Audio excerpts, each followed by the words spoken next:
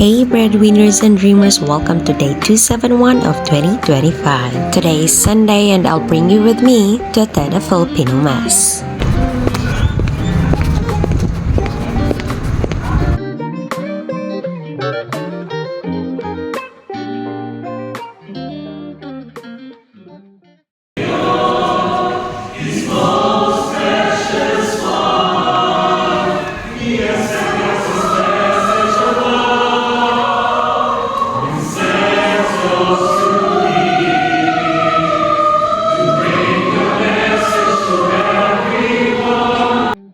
Every time I finish attending a mass, I always feel whole again, renewed, and that kilig moment na nakapunta na naman ako sa church. I don't know.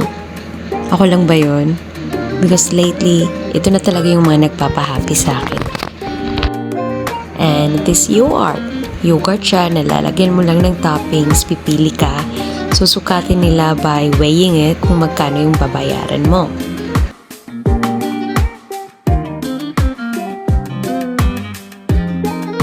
And yes, ito na po yung late lunch ko. Natapos yung mass around 4:30. Pagkatapos kong kumain, na-remember ko wala na pala kaming rice. So I went straight to Coles. Yun yung grocery dito. Nasa same mall pa rin ang kinainan ko at yung train station. Napaka-convenient, diba? So this is the rice. Kailangan ko piliin yung half price. Syempre naman, sino yung pipili ng mas mahal? Ewan ko ba? Rice lang naman dapat yung bilhin ko pero parang naparami yata.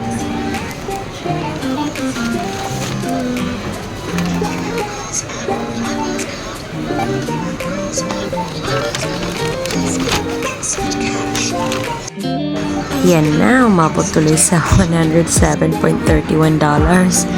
Mga 3,000 din yun.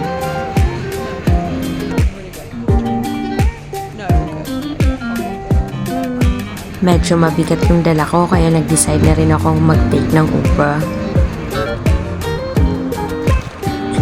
O diba, yung Disney princess ng parents ko nagbubuhat na ngayon na naka-heels pa. Sure ako, proud sila ngayon.